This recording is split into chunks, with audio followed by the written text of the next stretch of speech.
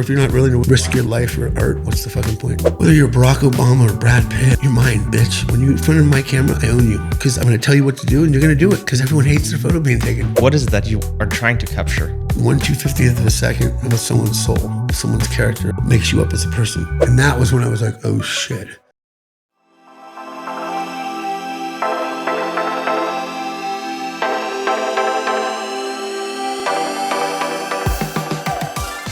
Hello, and welcome to a new episode of Gestatten Sie. My name is Ulrich Eid, and this week I got to talk to photographer Michael Muller. Michael has shot pretty much every famous face in Hollywood. He's taken some of the most well-known movie posters in recent history, faced great white sharks in the ocean, has taken pictures of the Taliban and their horses, and so much more. In the episode, we talk about what he's willing to risk to take the best picture, what the white sharks taught him about fear, and how he builds connection with the people in front of the camera, either Hollywood stars or the Taliban. I think it was a very interesting conversation. Before we get started, big thank you to Westlicht for making this episode possible.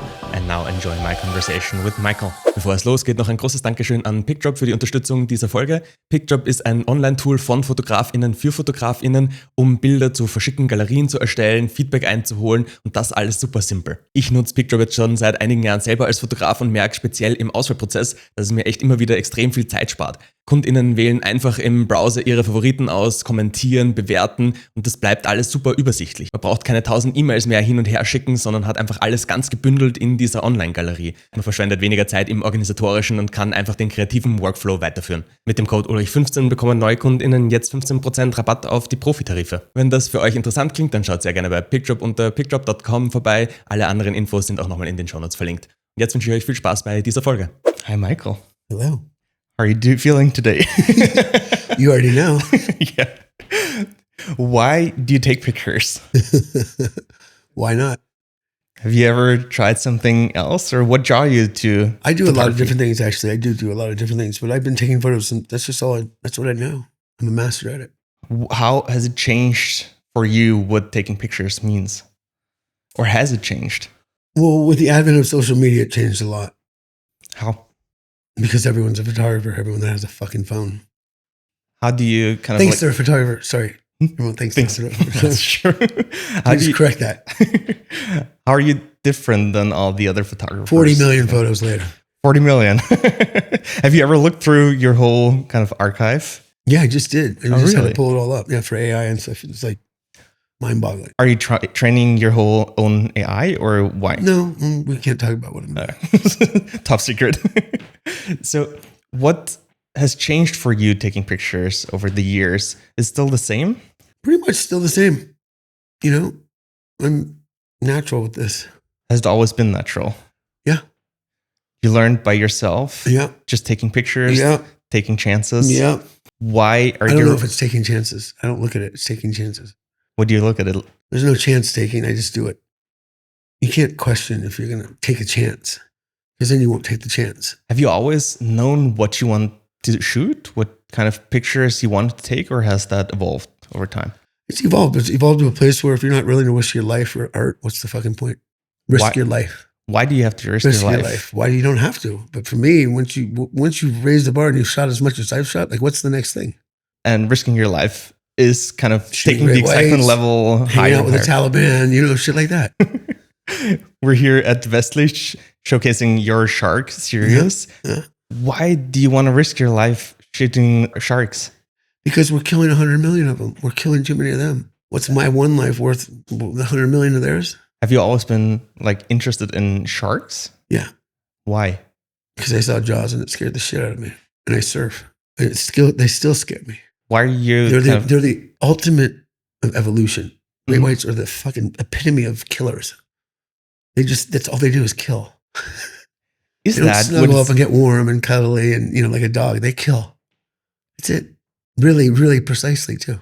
Talking or looking at the internet, everyone's talking about sharks are kind of not as scary as everyone tells you they are.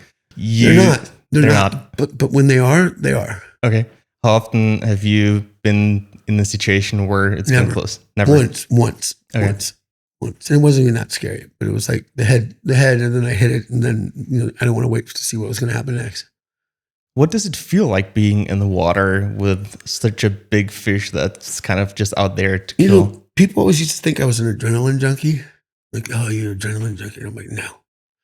But I couldn't explain it to them because I didn't really have the words to quantify it. But after doing it, I finally realized this was the only time in my life I was really in the moment. And this was 15 years ago. And I'm like, I don't want to have to swim with sharks to attain that in life. So I started mindfulness and meditation and things like that have helped me tremendously. What does it take for you to be in the moment, to like kind of be present, if that's what it kind of took?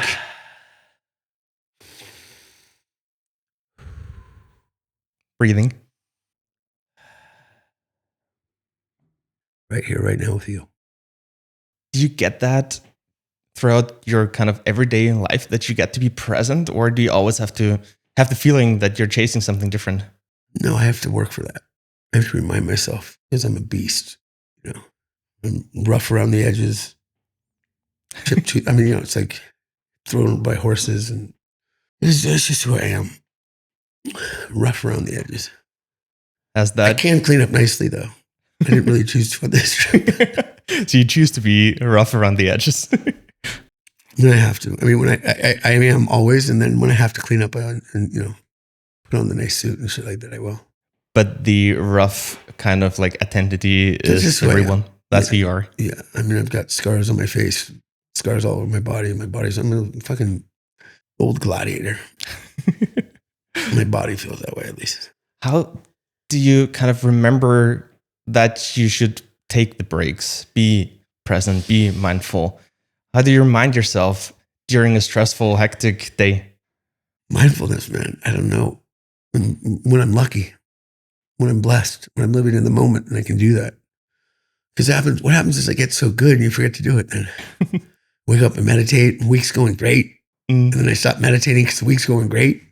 And then the week turns to shit. Do you feel like photography helps you to get into the moment, because you kind of have to be present? You have to be there to kind of really see what's happening in front of the lens. For me, though, photography is, whether you're Barack Obama or Brad Pitt or whoever, you're mine, bitch. When you're in front of my camera, I own you. Because I'm going to tell you what to do, and you're going to do it, because everyone hates their photo being taken. And I know how to direct really well. Mm-hmm. I can get a really good photo, the best photo you've ever taken of you in 5 minutes, 3 minutes, 2 minutes. Be done. That's a gift. And I don't, when you swim with sharks, you're just like, pfft. And no human scares me. Mm-hmm. No human intimidates me. No human impresses me, really. There's a few. It takes a lot to impress me at this stage. You got to do something really special with this life. I can imagine. Yeah. How does that work if you're directing people and telling them what to do? Is that still, or is it still possible to take a picture that kind of shows their identity, their personality? Well, that's the deal. I've got 2 minutes or a minute. I have to get your trust. You know what the best thing to get someone's trust is? Confidence. Mm-hmm. Like, give it to me. Is it still a corporation? Let me light you on fire. Is it still Let me light you on fire. Love it. It'll go viral. And they'll do it. They'll do it.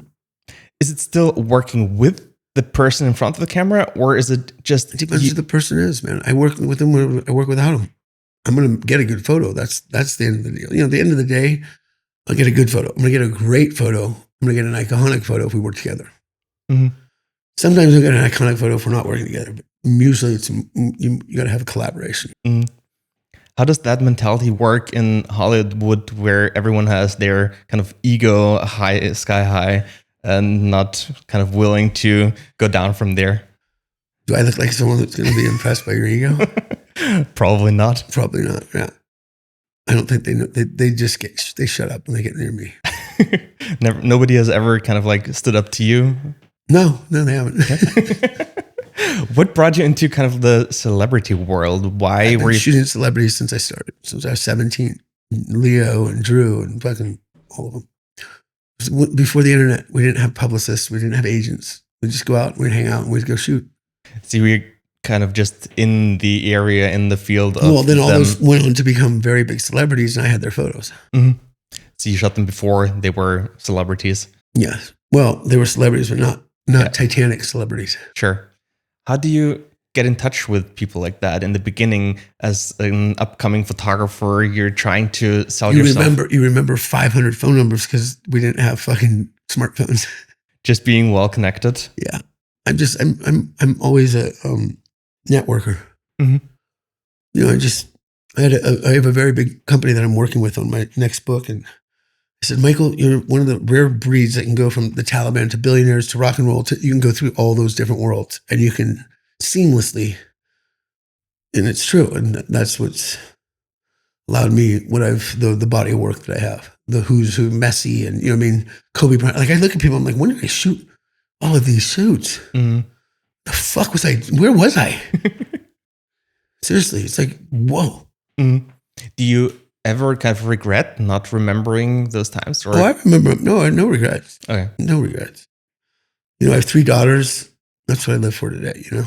Mhm. Are you just a curious person? Are you curious about people, about their stories? Are you just curious about taking great pictures? What's kind of fascinating? I wear my heart on my sleeve, man. I don't hide. You know, I tell people I'm honest for the most part. I think people respect that. But you're still trying to capture something with your pictures. So what is it that you are trying to capture? Oh, 1/250th of a second of someone's soul, of someone's character, of what's their mesh, what makes you up as a person. Or take that fucking mask off, your smile off, and let me show you if you're really sad behind there. Mhm. How do you break that mask? Because I have an intuition. Asking the right questions. Intuitive. Because I've lived all of those different things. You know, very painful and very elated. That spectrum. So I can tell when you're full of shit. I call people out on it. I'm like, shut the fuck up. You're not, get real. And then they're like, oh shit. He sees me. I see you. That's probably what every person wants to, though. Be seen. Yeah, be seen. You've lived 1,000 lives. Do you seems like it. Or 8. Or 8. Well, do you ever feel like you're missing out just trying to switch and be everywhere all at once? Or you can't be everywhere all at once? And what am I missing out on? You come live my life for a day. You're not going to miss out on a fucking thing. What I do in a day is what most people do in a year. I mean, it's a fun fucking life. Mhm. I mean, I see shit. I've seen some shit. I can imagine. Some cool shit. Some crazy shit. Mhm. You said before that you took, I don't know, couple million pictures. Why keep going? What drives you? Like, I just finished 10 years of shooting horses. One of the funnest projects of my life. Like, what do you mean, what keeps driving me? I never shot horses before. That was new. What do I have left? I don't really know. Space. Because I've shot Africa. You know, I've shot a lot of shit. So, but I don't know what keeps driving me. It's just in my DNA. Just keep going. Or the breathing. Mm. I mean, I don't take as much now because I like people, like I see, you know, when my assistant's like pointing out, I'm like, yeah, you know, I saw that like 5 minutes. Like I see everything. Mm. I walk into a room, I see everyone. You know, it's sus and intuitive, and you know. What keeps you working on a project for 10 years? Is there always more to explore? Yeah, you have to stop at some point. It's hard with a you know, subject like horses. I mean, how many publishers give you an advance and say see you in a decade? None. Yeah. Not including Tashin, which is the biggest. So, but Benedict said to me a year ago, he said, Michael, I've gotten every horse book that people have done in the last 10 years. Nothing compares. Thank you for your perseverance. Mm-hmm. You know, I'm the only one to photograph the Taliban and their horses. Show me another photograph of a Taliban and their horses. Not 12 strong, not fucking the movie. Mm. Real deal. What was it about horses that got you hooked? Because I grew up in Saudi Arabia and I wanted to go back. Mm. And you couldn't 10 years ago. It's just because tourism. So I was in Italy at the end of Mark Getty, who owns Getty Images, the end of his long dinner table, the head of the CNN Art Institute, and she was like, telling about the sharks and growing up in Saudi Arabia, and I want to go back. She's like, the royal family flies me there every month to shoot their horses. I mean, teach their kids art. You should shoot their horses. And I'm like, oh my God. We collect Picassos and, you know, they collect horses and falcons. Yes. Went and looked at all the books. I'm like, what? This is it? This is the shit? This is the shit in the horse world? I want to fucking crush. And then it started, and then I was seeing Benedict, but Michael, this is the same horse. German.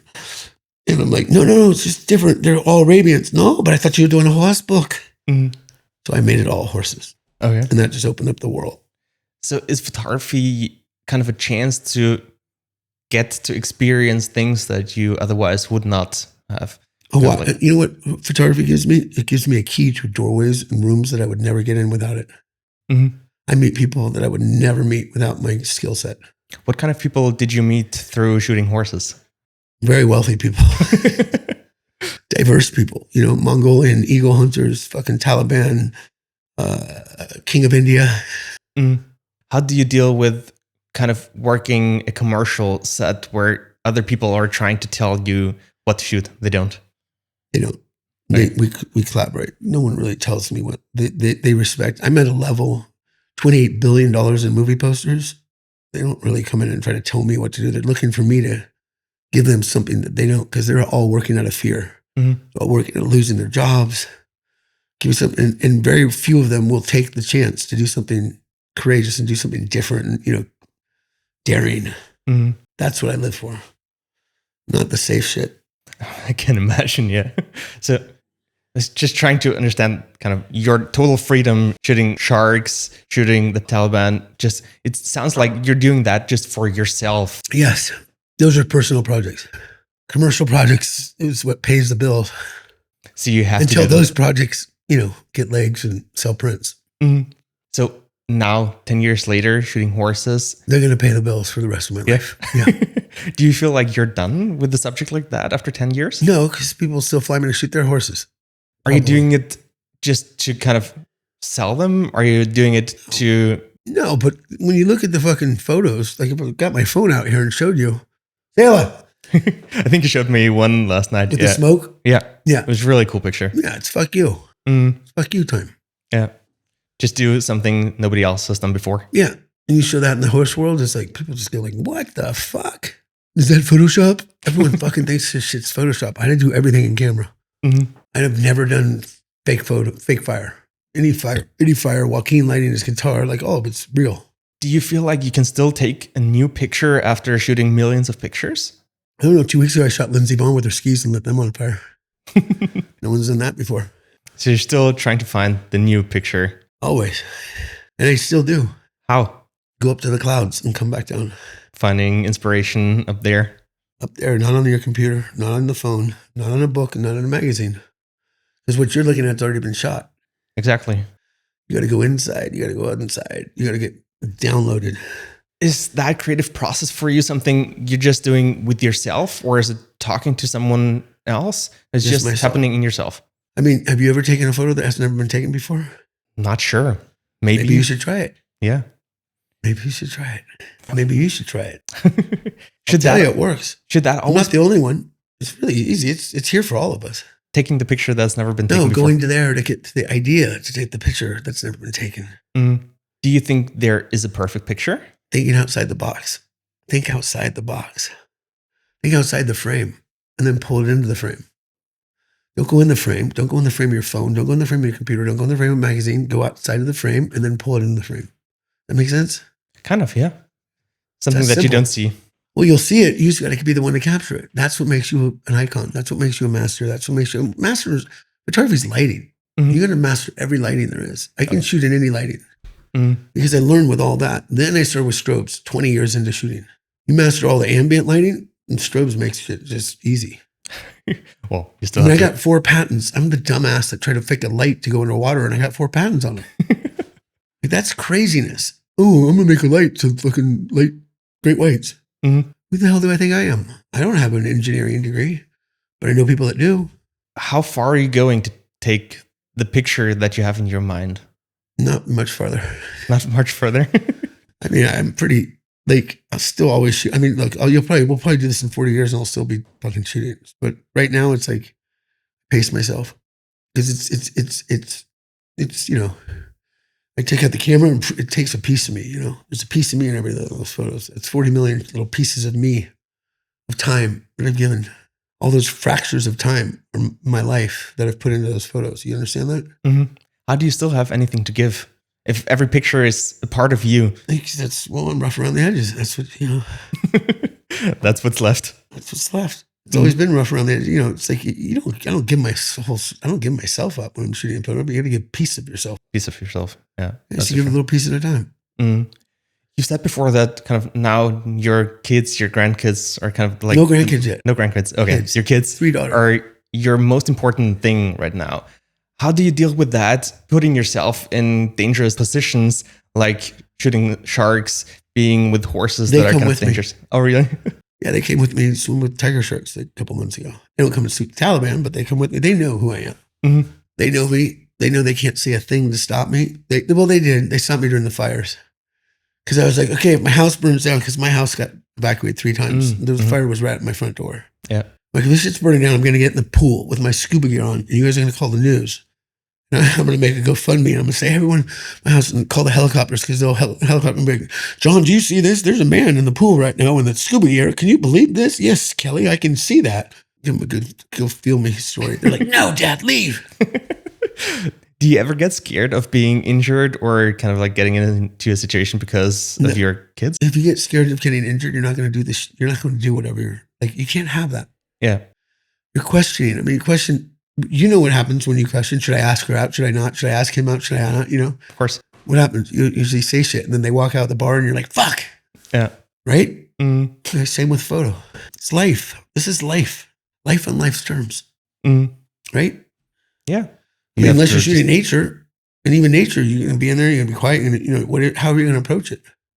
You come in like a beast, and anything goes, and I'm capturing. How did you get to shoot the Taliban? That's probably... I got to hold the Taliban in 45 minutes. 45 minutes. That's my Rolodex. Okay. I was in an actor's house during the COVID, and she was shooting him and his wife, pregnant wife. And he's like, oh, dude, I'm the new Bob Hope of the IS. Like, he's going to Afghanistan with the troops. You got to come with me. And I'm like, looking at him, I'm like, what would you never shoot? How did the Taliban get their heroin and opium through the mountains? Camels and horses. And he's talking. He's like, wow, wow, wow, wow. And I'm like, wow, wow, wow, wow, wow. And I'm like, you're not going there for 1.5 years because of the vaccine. And even if you do, they're not going to give me a SEAL team to go shoot the Taliban. And even if you gave me a SEAL team, the Taliban is like, yeah, come take our picture. Yeah. So as I'm leaving his house, I call Lindsay Adaria, who's a New York Times photographer, kidnapped twice by the town. I'm like, Lindsay, you got handlers in Afghanistan, right? She's like, yeah, why? Because I want to shoot the Taliban with my horses for my book.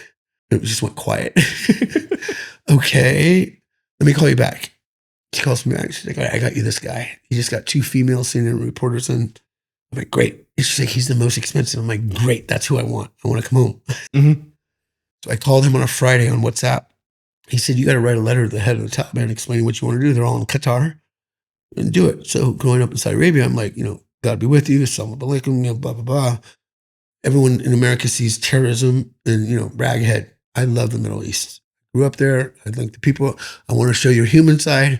Oh, he said when we were talking, he's like, if they give you permission, I'm like, dude, they're going to give me permission. So I sent it to him on a Friday. I sent that letter, 5 photos and a letter from Tashin. Sunday, 48 hours later, can you be in Kabul on Thursday? I'm like, no, you said 8 to 10 weeks. Well, they gave me permission in 2 days. Okay, well, look, dude, I can't be there in 3 days from now. And I'm not going to tell you why I couldn't be there because that's a whole other story and we're not going to get into that. Yeah, so I was like, what's the temperature there? He's like, -9. I'm like, yeah, let's wait. And then I went to the consulate, which I had to go down like 6 times because they knew I was pressed, but they couldn't figure it out. So I brought my shark book and I'm like, I'm doing this with horses. They're like, oh, make our country look amazing. I'm like, yeah. So I went there on Turkish Air by myself, didn't tell State Department, didn't tell anyone. Okay. Threw into Kabul. Saw one American with the kid, the gun waiting for some, black op, whatever. Went around the corner to domestic and never saw another foreigner and was like in it. Couldn't wait to get out of that country. Really? Fuck yeah, dude. Why? Because it's fucking war zone. It's Afghanistan, man. It's with the Taliban. He was like, you can't leave the room, dude. You got a target on your back. And I'm defiant. So I'm like, I'll leave the room, bitch. And then I'm like, no, you won't. How was that for you not being in control? I was in control. Well, I was. This is the only thing that scared me because I'm smart ass. So I'm filming myself because I couldn't have a film crew. So I'm making a documentary film about the trip or the whole book. And I'm like, oh, yesterday I'm shooting Jules Howe and Nina Dobrev. And now I'm in Afghanistan. I'm shooting the Taliban and it's cloudy. So no drones. Woohoo. And we get up to the fucking place and the Taliban finally arrive. And the first thing they say to my handler, he needs to be quick because we just saw the plane. And I'm like, the plane. He's like, the drones. I'm like, it's cloudy. He goes, dude, they can see everything. And that was when I was like, oh shit. Went to the kid in the container in Vegas, seeing like a bunch of things meeting, and him going like, Sergeant, come here. Look what the fuck's going on here. Yeah, fucking take him out. So I laid in the snow and it just had him charged. And they came like 6 inches from my face. So then I think that impressed them. And then they were like, does he want to ride with us?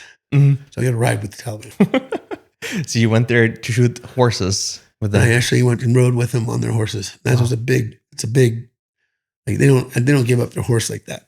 That was pretty fucking cool. How was that? Other than the CIA, like sneaking drugs through there's no one that's ridden with those fuckers. Yeah. How was that being there and being in such a kind I just told you, it was like, get me the fuck out of here. I mean, I'm crazy, but I'm not stupid. Like I could tell my life, like, you're fucking with, you're like swimming with great white sharks. You can only have so many crisscrossings with great white sharks before the great white shark wins. I'm not that big. I mean, I'm big, but I'm not that big. How far are you willing to go to kind of like challenge that when it's going to happen? To the line. How do you know where the line is? Because my intuition tells me. Intuition. Just like if I walk out of here and I go in an alleyway on the other side of the street and there's 4 dudes, my intuition says, yeah, fuck you. I'll walk through it. Or I'll turn around and walk out. Usually I'll walk through it. Very rarely I turn around. I can imagine. Because when you have no fear, people don't like fucking with you. They prey on fear. Animals prey on fear. Everything preys on fear. Fear of flight, which you can't do with a great white. If you try to swim away or you freeze, you're dead. You're dead. There's no podcast. It's an empty seat here with a shark photo that may or may not have gotten from the bottom of the ocean with the shark that fucking eat you. Your camera that dropped. Okay. So how did you approach shooting horses with the Taliban? What was your plan getting there? I told you the whole story. There was no plan. Then my buddy started talking and I was like, so you're just documenting? Outside the box. I think outside the box. But are you documenting what's happening in front of the camera, or are you orchestrating the picture? It's both. I mean, I asked them to run at me, but they're going to do what they're going to do. But I'm also going to guide them. I'm going to direct them. Otherwise, people sit there and they're like, what do you want me to do? Same with the Taliban. They'd be sitting on the horse and be like, what do you want me to do? I'm like, I want you to go over that knoll and rear them up. They love it. They love that shit. So they're probably really passionate about it. Oh, yeah. Well. They live on those things, man. Those guys, we spend 18 hours a day on these horses. They rode like 5 hours just to come meet me. I kind of feel like horses are animals that people are very passionate about in general. The great equalizer is what I call. Rich, poor, you get on a horse, they're the boss. I got enough scuffs on my face and mouth right now to prove it. Is there ever a situation where you're not in control, that you're not the boss? Yeah. Is that horses or? Yeah, I mean, it's when you get on the horse knows it knows you. Knows everything about you. Right when you sit, it's like that Avatar. When you lock in, the little things. It's just like that. Is that? Have you ever ridden a horse? Once. Okay, so you don't really understand it. No, not really.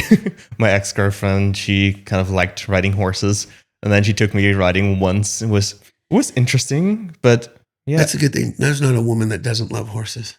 Well, I know one, but okay, there might be a few, but for the majority, the other 99 million in your country, they love them. Yeah. Who buys the art for the house? Depends. I Mostly. Guess. Mostly women? You think so? I know so. Okay. They don't all love sharks, I'll tell you that. Nobody loves sharks? No, they don't all love sharks. Okay. Very few of them. Can imagine. Yeah, horses are a totally different animal to sharks. Yeah. They don't look that scary. They don't look that aggressive. Man. Well, they're not. But I've had no injuries with sharks, many with horses. But probably chances that you're kind of like injured by a shark is not that high. Otherwise, you're going to be dead, aren't you? Yeah. I mean, your injury is going to be life-threatening. So you can't get injured. Yeah. I mean, I think the same of a horse. Horse will really fuck you up and they throw you from it. But I somehow managed to get up and dust myself off. Would you consider yourself an artist, a photographer, a kind of a storyteller? How would you describe what you do to others? A smoker. Can I? For me, it's okay. I'm not totally sure if it's good for them, but well, say sorry. You want to open the window or no? Sure. Yeah. You do it and you ask for forgiveness later.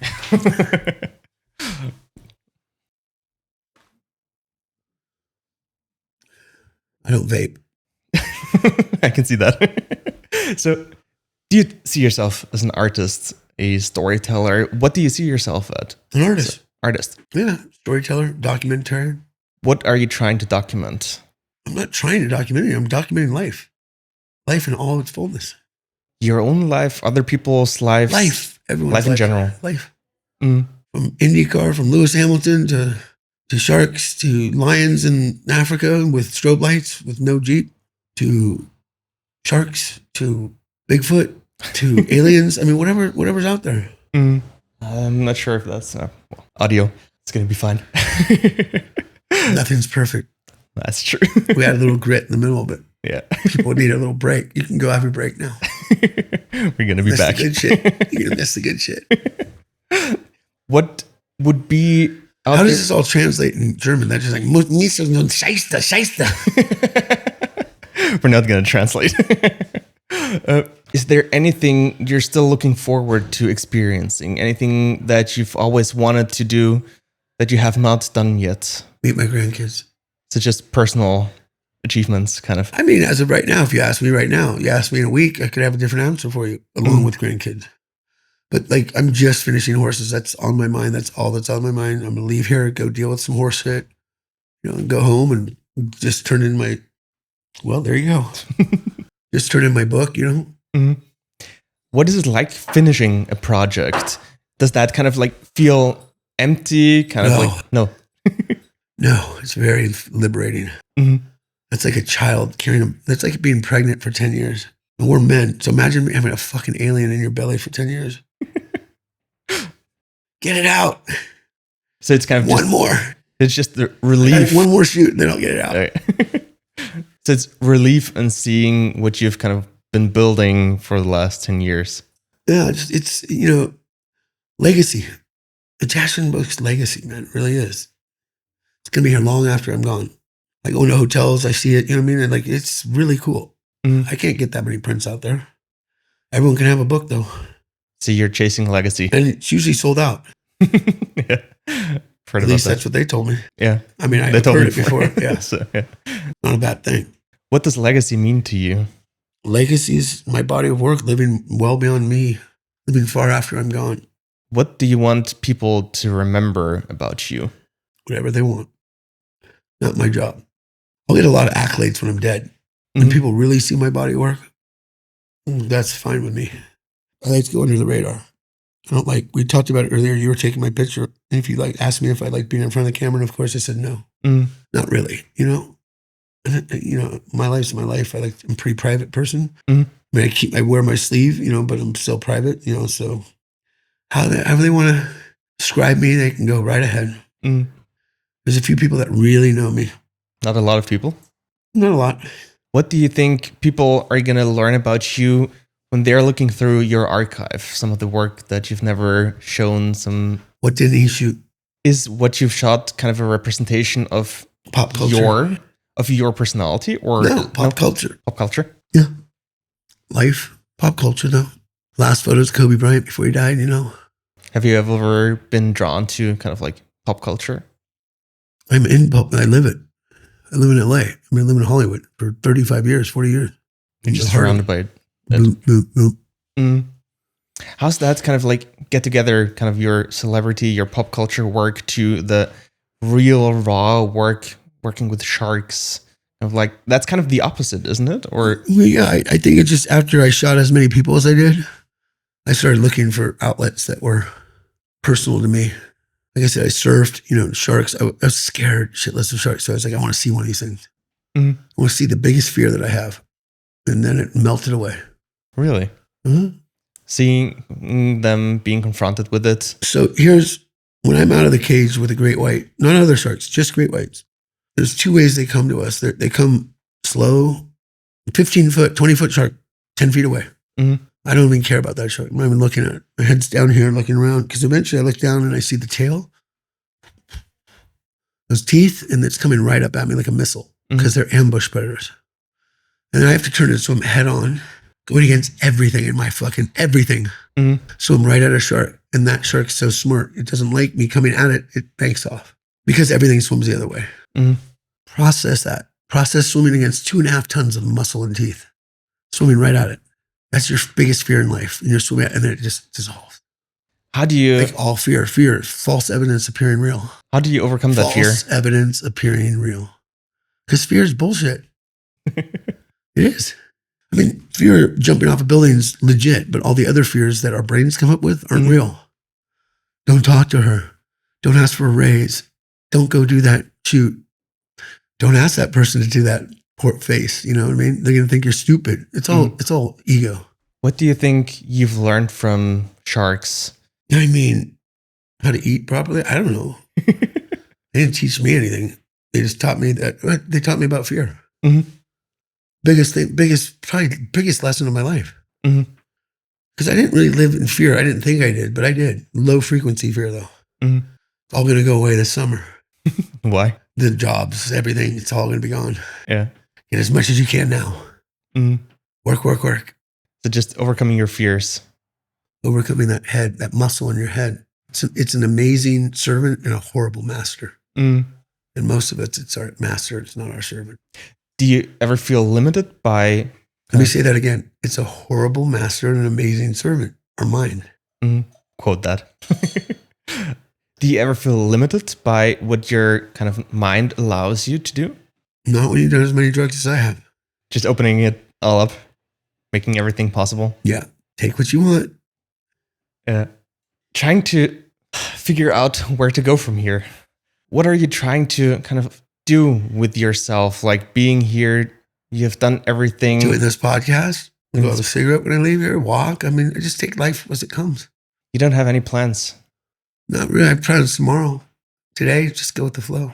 Mm-hmm. The universe provides all that shit. My phone will ring, with my plans. I don't make too many plans. I've talked to Bruce Gilden and asked him what his kind of like driving force is right now. He's kind of like said that he's kind of chasing the perfect picture, and that's keeping him going, wanting to see if there is a perfect picture. I showed you my perfect picture. The horses. And the smoke. It's a painting. But if you've taken the perfect picture, what keeps you going? Another one? What, you're only limited to one? What's the reason to go after you've taken the perfect picture? More. One's not enough. So what makes a perfect picture for you? Something that looks like a painting. That's what we're trying to create, right? As artists. Do you draw a lot of inspiration from paintings? Yeah. Not pictures, paintings. The way they light it. All of it, color, lighting, all of it. Have you ever thought about painting yourself? Or do you paint? I do. I paint on my prints a lot. Okay. And then they're one of a kind. That's true. I sell for a lot more too. I'm a capitalist at heart, right? I kind of get that. You gotta be, man. 3 daughters. Mm-hmm. It ain't cheap. How does that kind of work together, being an artist and capitalist? Or do you have to be a capitalist as an artist? Capitalist, man. Money's fun. It allows to fly nicer cameras, whatever. But it's not the means to the end. I'll sleep in a fucking gutter. Circling back, what makes a perfect picture for you? I mean, I told you, painting. Like, there's not like I can't tell you what a perfect picture is. You tell me what's your perfect picture? I don't know. Well, you better figure it out, boy. But why? Because you're asking photographers what their perfect picture is. But do you have to know the answer? No, but you better have your answer so you at least know what you're digging for. You're asking questions that you haven't asked yourself. I've asked them myself, but I don't have an answer yet. Okay, so there you go. Good. So you're on the quest. Yeah. But I'm not sure if you have to have an answer to everything. There's a perfect picture. I mean, there's each their own. Yeah. Someone might say a great black and white. Someone might say a great shark photo. Someone might say, it's super subjective, for sure. Yeah. It's perfect for everyone, or perfect is something different for I mean, I've shot what I've shot. I've shot a lot of photos. So for my perfect picture, it takes quite a bit. I can imagine. Have you ever considered... This is the perfect picture. Whenever you show, whoever you show it, they go like, holy shit. What? Yeah. That's the perfect picture. No matter who you show it to, that's the response. Yeah, never going to happen. Yeah, it does. It does? I have it. I showed it to you. You've, like, every person... Every person, except for you. I really liked it. Too scared to admit it. What I see looking at that picture, I'm questioning what is real and what is not. Kind of, that's the question. It's all real. But does it have to look kind of artificial, artist? Like, where's the reality in a picture like that, other than that it being real? You tell me. I'm not going to tell you what I think. You tell me what you think, because you're the one judging, right? You're the one guessing what's the perfect picture. What makes your perfect picture? You're going to get 1,000 different answers. Mm. What's mine? You're not going to hear it today. I don't know if you ever hear it. I mean, but there's a perfect picture when you get that response. Mm. And I have a few of those, in my body of work, What kind of emotional reaction do you need a picture? That I don't know, because you have to ask the viewer. What kind of picture lights something inside of you? What kind of emotions are drawn out looking at a good picture? A picture when everyone says, "Holy shit! Oh my god! Fuck you!" I'm not in it for emotional. That's not where I get my emotional responses from. Looking at my own shit. Looking at other people's shit? No, living is where I get my emotions. Connecting with humans. Mm-hmm. Touch. How do you connect? Not touching, just this. Mm. That's where I get my having a kind of just connection with human people. Connection, yeah, man. That's life. Mm. Look at a fucking photo and get a human connection. Mm. How do you get that connection with people? How do you take your guard down and be real? Be honest. When someone says, "How you doing?" say, "I'm fucking fucked up."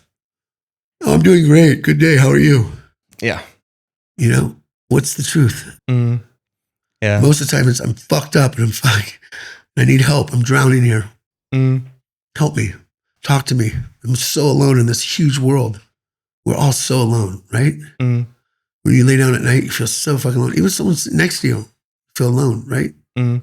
Get over that hump and you start connecting with people. I think personal connection, and especially being real with other people, that's something that's not. If you're not real, it's not genuine then. Mm. People pick up on that shit. Yeah, but even if they don't know, they pick up on it. Yeah, I think this kind of phrase of "How are you doing? Good. How are you?" It's way too easy. Yeah, now, and it's hard to say I'm fucked up. Yeah, hey, can you talk to me for a second? Mm. But it feels so much good when you do, because you help someone or they help you or whatever the case. Is that because people are scared to share how they're doing, or fear?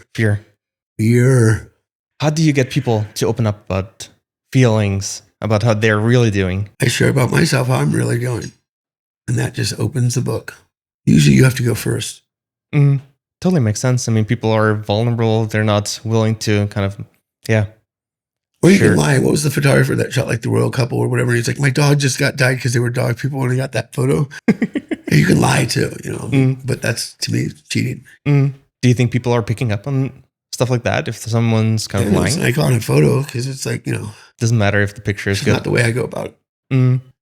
There's different ways people go about it. 100 different ways to stroke a cat. Same way, 100 different ways to take a photo. Mm. I like the real deal. I like the real resin in that fucking grain. Blood, sweat, and tears. What do you think is coming after horses? Or is that still kind of keep going to happen for the next talk about it on our next podcast. For the future? You don't know? Yet. Right now, I'm just finishing up a project that's a decade old. With a movie, too. Oh, really? A film, yeah.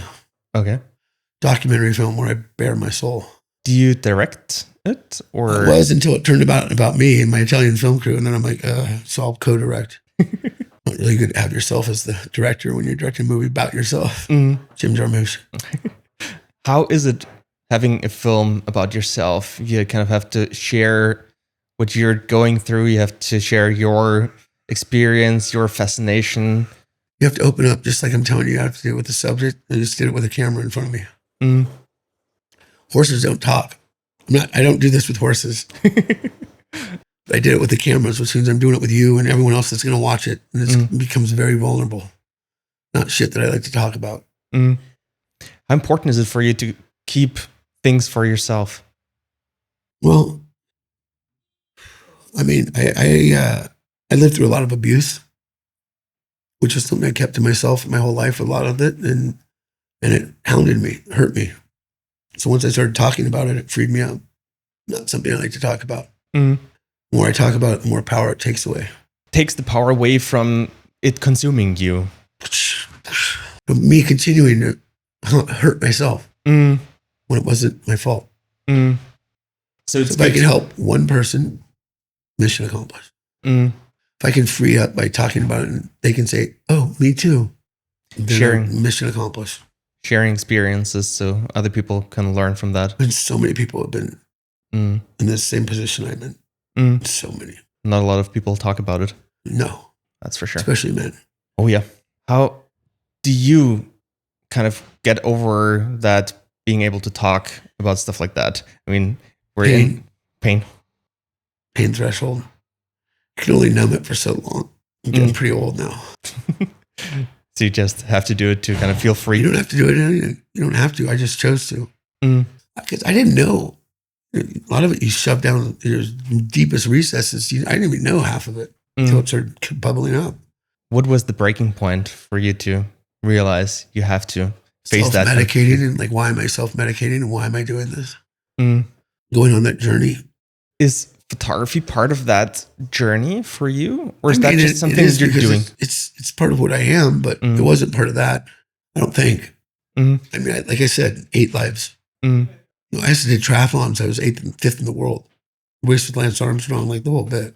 3% body fat, 15 sponsors. You know what I mean? Like, I've had a couple of lifetimes. What do you feel is your kind of like defining life? That's kind of... That's not for me. That's not for you. Not for me.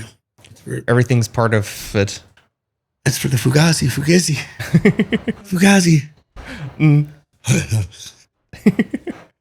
You know what I'm referencing? No. Wolf of Wall Street. Matthew McConaughey. Makes sense. Fugazi. Yeah. The stock market. Yeah. It's just fairy dust. We just take our clients' money and make more. Waiter, we're going to have 3 bourbon and 3 shots of cocaine and bring us 2 every 15 minutes. Fucking great movie. So what are you kind of most passionate about if you're leaving this room now today? What do you feel like you want to accomplish? The chalet I'm going to be in tomorrow in Switzerland. Yeah. Yeah. Experiencing different situations. Yeah, I don't even know what I'm about to experience, but I know it's going to be fucking cool because they have a chalet on their property for me and my employee. That sounds pretty sick. Yeah. All right. Well, Michael, I think we've covered a lot of things. Thank you so much for sharing. Opening up. It's been fucking a lot of fun. Yeah. Thank you so much. Yeah, man. Bye. Bye-bye. Yeah, this was my conversation with Michael. I thought it was very interesting to see his approach to photography, his mindset, what he's trying to achieve, what he's willing to risk to take the pictures he wants to take. Big thank you to him for taking the time and speaking with me. Also big thank you to Westlicht for making this episode possible. The exhibition Unter Wasser is still on display at Westlicht until 17th of May 2026, so make sure to go and visit. If you liked the episode, make sure to give it a 5-star review, comment. Also check out the YouTube channel. Every episode is available as a video there and on Spotify. At the end, as always, big thank you to Male Kolumne for the cool cover and Belinda Thaler for the jingle. See you next week. Bye.